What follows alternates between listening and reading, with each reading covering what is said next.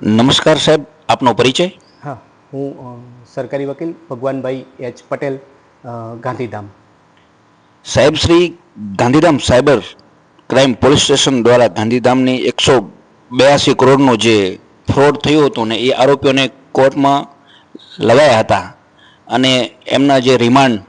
અને એમની શું આગળ કાર્યવાહી થઈ આપ જણાવશો? હા, સાયબર પૂર્વ કચ્છ પોલીસ સ્ટેશનમાં 2/26થી BNS સ્થળે ગુનો નોંધાયેલો અને એ 4 આરોપીઓ જે પકડાયેલા હતા એમને આઈઓશ્રી દ્વારા 14 દિવસના રિમાન્ડની માંગણી કરેલી. તપાસના કામ માટે એ લોકો આવેલા અને આ તમામ 4 આરોપીઓને સાથે રાખી અને જે આ ગાંધીધામ પૂર્વ કચ્છમાં જે ગુનો નોંધાયેલો એ આરોપીઓએ ટોટલ 81 એકાઉન્ટો અલગ અલગથી ગરીબ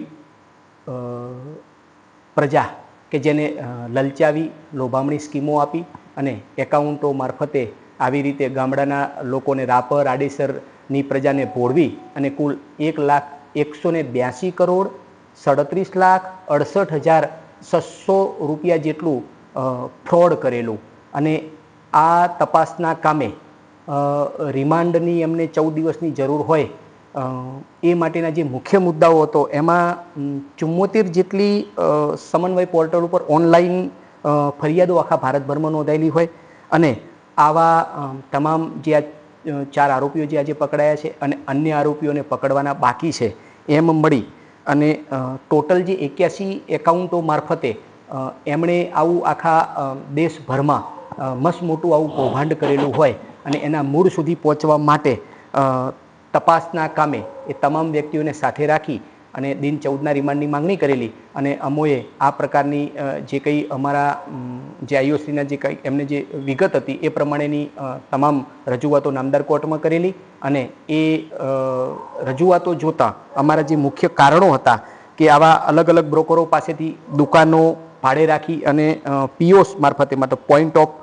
સેલ અને એ રીતે એના જે સિમ કાર્ડ મેળવી અને આવી રીતે અલગ અલગ ક્યાં ક્યાં બીજા ગુનાઓમાં આ આરોપીઓ સંડોવાયેલા છે કે કેમ અથવા તો આ લોકોને બીજા કોઈ અહીંયા કે વિદેશમાં આ કંઈ નાણાં આવડા મોટા આખું જે કરન્સી છે એમને ક્યાં કેવી રીતનો એનો ઉપયોગ કરતા હતા. આમ ખૂબ જ મોટા પ્રમાણમાં આવું ફ્રોડ થયેલું હોય તો એના મૂળ સુધી પહોંચવા માટે આરોપીઓને સાથે રાખી અને દિન 11ના રિમાન્ડ મળેલા. હા, આજે જે 4 વ્યક્તિઓને પૂર્વ સાયબર પોલીસે એમને જે અટક કરેલા એ 4 વ્યક્તિઓ યશ ભાટિયા, અલ્પેશ લુહાર, સિદ્ધાર્થ સોની અને સાહિલ શર્મા 4 વ્યક્તિઓને અટક કરેલા અને એમને સાથે રાખી અને 14 દિવસના રિમાન્ડની માંગણી કરેલી. અન્ય આરોપીઓને પકડવાના બાકી છે. તપાસના મૂળ સુધી પહોંચવાનું છે. 182 કરોડ રૂપિયાનું કૌભાંડ હોય અને નામદાર કોર્ટને અમારી દલીલો અને રજૂઆતો ધ્યાને રાખી અને દિન 11ના રિમાન્ડ એટલે કે 28 ફેબ્રુઆરી સુધીના રિમાન્ડ ઉપર સોંપી આપેલા. ધન્યવાદ.